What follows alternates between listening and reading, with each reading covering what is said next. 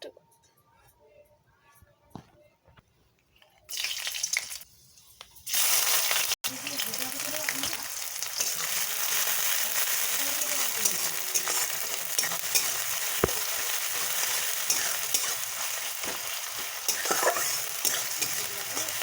ভালো করে পেঁয়াজটা প্রথমে ভেজে নেবেন, একটু লাল লাল হয়ে গেলে তবেই আজকে যেটা রান্না করব সেটা দেওয়া হবে।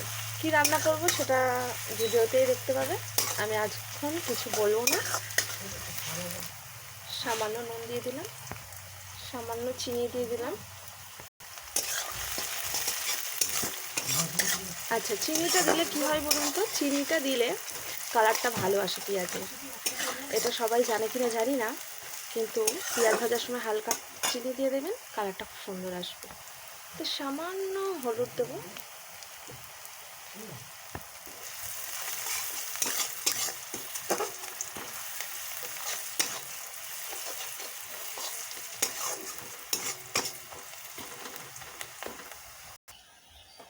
ও এই যে চিকেনটা পুরো ম্যারিনেট করে রেখে দিয়েছি।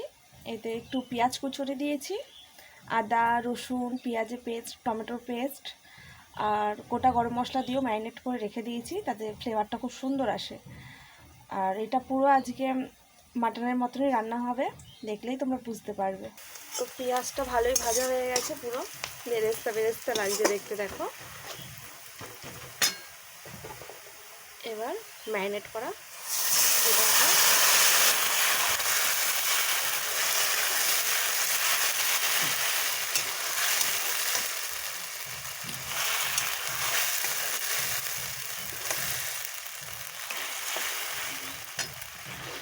আজকে রান্নাতে কোনো ঝামেলা নেই, একদম চটজলদি রান্না হবে। যেহেতু ম্যারিনেট করে রেখেই দিয়েছিলাম, আর তাতে আলু টালু দিইনি, যেহেতু আজকে আলু ছাড়াই রান্না করছি। তো এখন শুধু কাজ হলো কষানো, সুন্দরভাবে সুসিদ্ধ করে নেওয়া। তো চলো ভিডিওটি দেখতে থাকো। একটা কথাই বলতে ভুলে গেছি, আর ম্যারিনেট করার সময় আমরা তেল দিয়ে ম্যারিনেট করে রাখি, যার জন্য আজকে খুবই সামান্য তেল দিয়েছি কড়াইতে, যেহেতু এখানে ম্যারিনেট করেছি বেশি তেল দিয়ে, তাই জন্য। এতে আর জল দেবো না, এই জলটাই শুকনো অবধি দেখবো, তারপরে ভালো করে কষিয়ে নেব। আগে একটু নুন দিয়েছিলাম, তাও এখন একটু দিয়ে দিচ্ছি, লাগবে এটাই। সামান্য ঝাল আর কালারের জন্য একটুখানি লঙ্কার গুঁড়ো দিচ্ছি। কালার না হলে আবার স্বাদ পায় না খেতে। অনেকটা কালার ছেড়েও দিয়েছে ইতিমধ্যে, দেখা যাক কেমন হয় রান্নাটা।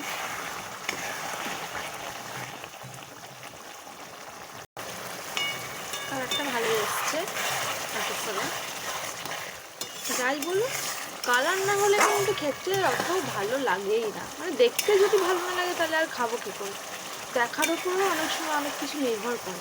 মানুষ বলে দেখে কি হবে, কিন্তু আলটিমেটলি শেষ পর্যন্ত কিন্তু দেখেই, মুখে সব বলবে নানান কথা, কিন্তু কাজে কেউ করে না। কিন্তু এটা যখন দেখতে একদমই বাজে হবে, সাদা হবে দেখতে, তখন কিন্তু কেউই খাচ্ছে না।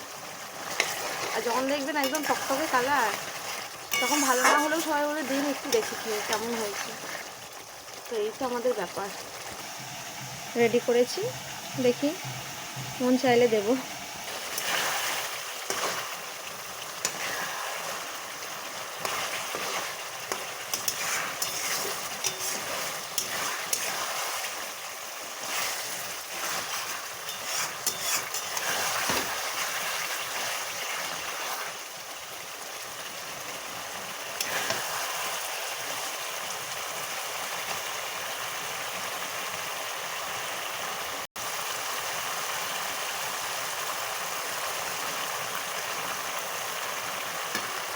সামান্য একটু জল দেবো, আগে বেশি জল দিয়ে করবো না, কিন্তু সম্পূর্ণ না দিলেও হবে না।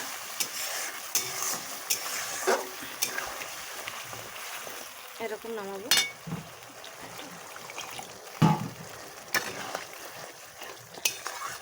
তো কষা হয়েই গেছে, এবার জল দিলাম, হালকা ফুটলেই নামিয়ে নেব, তাহলেই রান্না রেডি। তো রান্নাটি পুরোপুরি আমার রেডি হয়ে গেছে, এবার নামিয়ে নেব। নামানোর আগে পাতা আঙুল ছিটিয়ে দিলাম। তো ভিডিওটি যদি তোমাদের ভালো লাগে অবশ্যই সাবস্ক্রাইব করে দিও চ্যানেলটি আমার, আর একটা লাইক কমেন্ট করো।